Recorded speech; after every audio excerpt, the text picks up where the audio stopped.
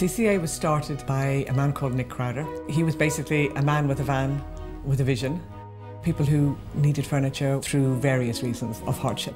Obviously, he was also aware that people were throwing out furniture that was perfectly functionable simply because they'd become tired of it. And he collected the furniture, he stored it in a barn initially and distributed it.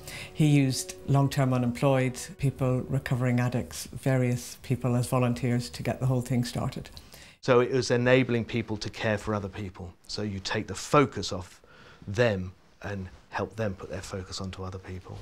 And I remember so clearly there was one day I took Dominic and Nigel and Ellen out in a van that we had got given because people started hearing about this work and the wonderful impact it was having. And we loaded up a van with furniture because we had heard that this girl was living in a flat on the Basingstoke Road and who didn't have anything. We turned up into this, pretty much as a concrete bunker of an apartment block. And we went up to the third floor and knocked on the door and it just echoed. And there was not a sound, and someone came to the door and there was this young girl, she can't have been more than 17 and a half, 18. She had a baby in her arms and she was pregnant. We walked into this flat and there was nothing in it at all. It was a concrete floor, nothing in the kitchen whatsoever, no furnishings, no curtains, no blankets, nothing, except for one suitcase just tucked up in the corner with her only worldly possessions, which was a few clothes. And that's where the baby slept. And she slept on the floor, and she was, I think, about 5 months pregnant. The relevance of this story is that Dominic and Nigel and Ellen, they saw this. They saw the plight that she was in, and they transformed her life in that day and furnished her whole house, gave her a home to live in, a bed for the baby to sleep in, and a home for her future.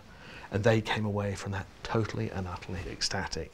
And from that evolved an organisation called Christian Community Action, CCA. In those early days, everybody volunteered, and the furniture was redistributed to those that needed it. It has grown over the past 18 years to where it is now, where we have our own warehouse. We have 5 shops now, support centres at all the sites, and we've 3 vehicles. They come out of need. They've been rehoused by the council, they get an empty property. And if they're on low income, on benefits, then they won't be able to afford to furnish it themselves.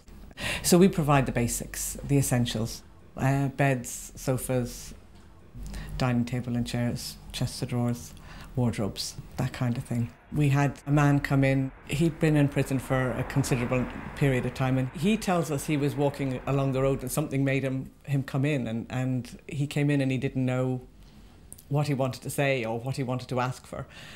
But the staff made him welcome, they made him a cup of tea and sat him down and had a chat, and the story just poured out. By the time he'd left, we had arranged to give him furniture to furnish his flat, and a kitchen pack and a bedding pack, so linen for his bed, and he was just amazed. When he stepped back out onto the Oxford Road, he wanted to come back in again because he thought, what just happened there? And he wanted to experience it again. It feels a tremendous privilege to be leading an organisation like CCA. It's been completely different, quite nerve-wracking to start with. At times it can be quite lonely because there's certain things you can't discuss with colleagues. On the other hand, it's made me rely on God a lot, and that has given me a huge amount of confidence, because I truly believe that God brought me into this job, that in the normal course of events, you don't go from being a midwife to being a managing director of a charity or anything.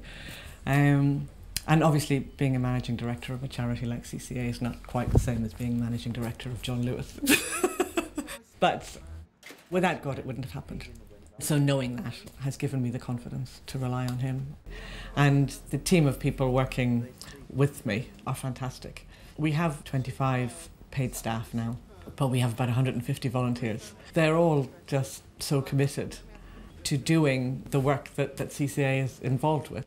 We have people who come to us with a need. Some people have mental health issues, some have learning difficulties, some have social integration difficulties. And by volunteering with CCA, they feel they're doing something worthwhile. They begin to improve their own self-esteem because they can see that what they're doing is valuable and is valued and is helping other people. And we start every day with prayer. Staff and volunteers gather in the sitting room We have a Bible reading, or somebody will share a story, and we commit the day to the Lord. Staff often come for a limited period of time. They'll think they'll come and volunteer for a little while, and then they end up staying years. Sometimes they'll come as paid members of staff for a specific reason, to help us set a project up, and they'll come on a 6-month contract and end up staying several years.